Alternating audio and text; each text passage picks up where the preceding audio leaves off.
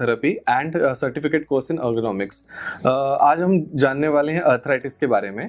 The most common arthritis that we see is osteoarthritis, यानी जो हड्डियों में प्रॉब्लम तकलीफ जो आती है उम्र बढ़ने की वजह से, जिसमें जॉइंट्स में वियर एंड टेयर होता है, इसको हम अर्थराइटिस ऐसे कहते हैं। तो आज हम जानने वाले हैं ऑस्टियोआर्थराइटिस के बारे में, जो बहुत कॉमन है। ऑस्टियोआर्थराइटिस बेसिकली फीमेल्स में ज्यादा पाया जाता है compare to males. 22 to 39% of population में अर्थराइटिस देखा जाता है, और इसमें से भी 45% ऑफ फीमेल्स का ज्यादा है, जिसमें ऑस्टियोपोरोसिस एक one of the main reasons है because of low calcium levels in the body. And most of the females in the age about the age of 50 plus में ये बहुत कॉमन चीज है। और ऑस्टियोआर्थराइटिस में बहुत कॉमन चीजें हैं, पेन होना, जॉइंट में स्टिफनेस महसूस होना, या फिर स्वेलिंग दिखना। ये कुछ साइन एंड सिम्टम्स है। ये ग्रेजुअल होने वाली चीज है। ग्रेजुअल मतलब धीरे धीरे होने वाला दर्द है, जो कभी कभी बहुत बार अर्ली स्टेजेस में नोटिसेबल नहीं होता है, जिससे हमें समझ में नहीं आता है कि ये पेन किस चीज का है। इसमें बहुत सारे फैक्टर्स कंट्रीब्यूटिंग होते हैं जिसकी वजह से ये अर्थराइटिस बॉडी में हो सकता है। फॉर एग्जांपल लाइफस्टाइल, अगर सिडेंटरी लाइफस्टाइल है जिसमें ज्यादा एक्टिविटी नहीं है, बहुत बैठ के काम है, उसमें हो सकता है। या बहुत ही रिपीटेड काइंड ऑफ वर्क में, जैसे कि जैसे वजन उठाना है कंटिन्यूस, या बहुत टाइम तक बैठ के काम करना है, तो ये सब कुछ कॉमन एग्जांपल्स है जिसकी वजह से अर्थराइटिस बॉडी में सेट हो सकता है। फ्यू कॉमन एग्जांपल्स जिसमें ऑस्टियोआर्थराइटिस ज्यादा दिखता है, जैसे कि हिप जॉइंट है, नी जॉइंट है, ये वेट बेयरिंग जॉइंट्स कहे जाते हैं। ये बहुत कॉमन सर्वाइकल और लंबार रीजन में भी कॉमन है, जैसे सर्वाइकल स्पॉन्डिलोसिस और लंबार स्पॉन्डिलोसिस भी कहा जाता है। तो आज हम जानने वाले हैं कि वेट बेयरिंग जॉइंट्स में जो अर्थराइटिस होता है उसके साइन एंड सिम्टम्स, क्या तकलीफ होती है, और उसका जो मैनेजमेंट है कि उसे हम कैसे कम कर सकते हैं, उसके बारे में हम जानेंगे। जैसे कि अभी मैंने कहा कि ऑस्टियोआर्थराइटिस है, इनके कुछ ग्रेड्स हैं, देयर आर कुछ स्टेजेस हैं जिससे हम पता कर सकते हैं कि कौन से स्टेज में अर्थराइटिस है। फॉर एग्जांपल जैसे ग्रेड 1 में बहुत माइनर पेन होता है या बहुत बार अननोटिसेबल भी होता है, सो हम समझ नहीं पाते हैं कि ये किस तरह का दर्द है। ग्रेड 2 में दर्द महसूस होता है विच इज स्लाइटली नोटिसेबल, हमें महसूस होता है, पता चलता है कि ये पर्टिकुलर जॉइंट में हमें दर्द हो रहा है, maybe because of XYZ reason की ये इसकी वजह से शायद हुआ होगा या कुछ।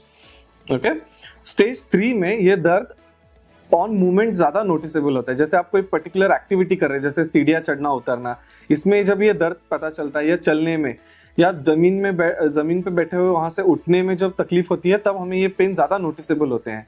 और बहुत बार अगर इस स्टेज में कंसल्ट करते हैं या एक्सरे या और कोई इन्वेस्टिगेशंस करते हैं, तो इसमें प्रोमिनेंट चेंजेस जॉइंट्स में पता चलते हैं।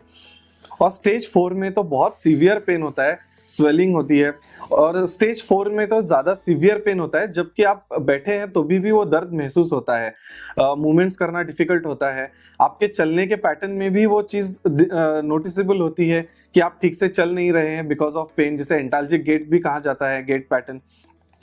तो इस तरह के इनकी ग्रेडिंग्स की जाती है।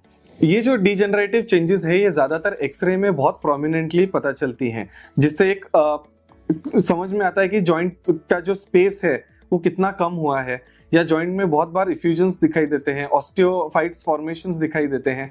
तो ये अर्थराइटिस के साइंस एंड सिम्टम्स हैं।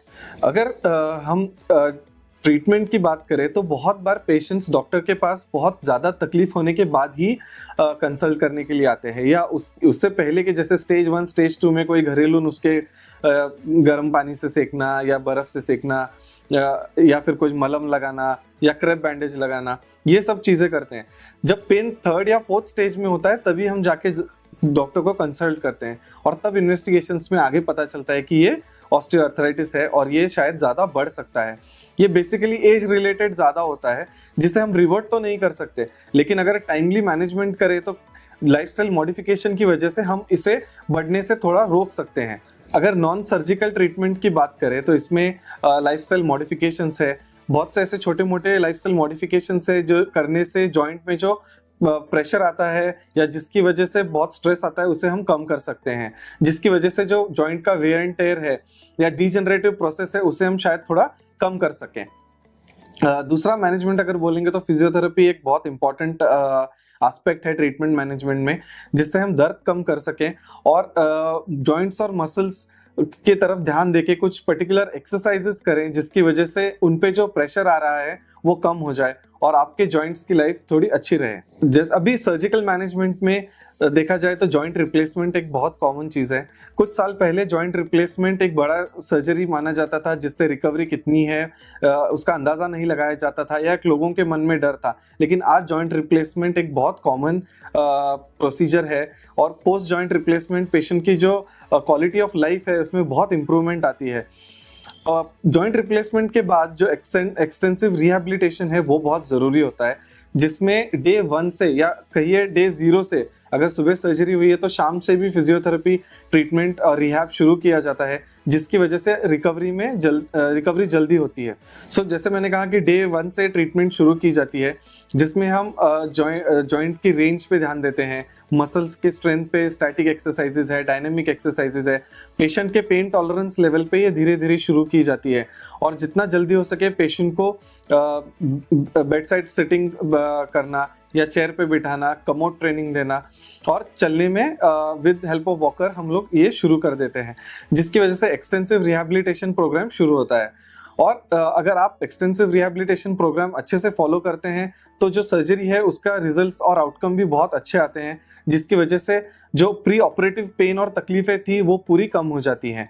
लेकिन इसके लिए आपको फॉलोअप करना, प्रॉपर फिजियोथेरेपी मैनेजमेंट करना बहुत ज़रूरी है। तो ये ऑस्टियोआर्थराइटिस के बारे में, उसमें होने वाली तकलीफ और उसके के लिए क्या ट्रीटमेंट कर सकते हैं उसका एक छोटा सा वीडियो है। अगर आपको कोई भी क्वेरी है तो नीचे कमेंट सेक्शन में आप ज़रूर मेंशन कर सकते हैं या फिर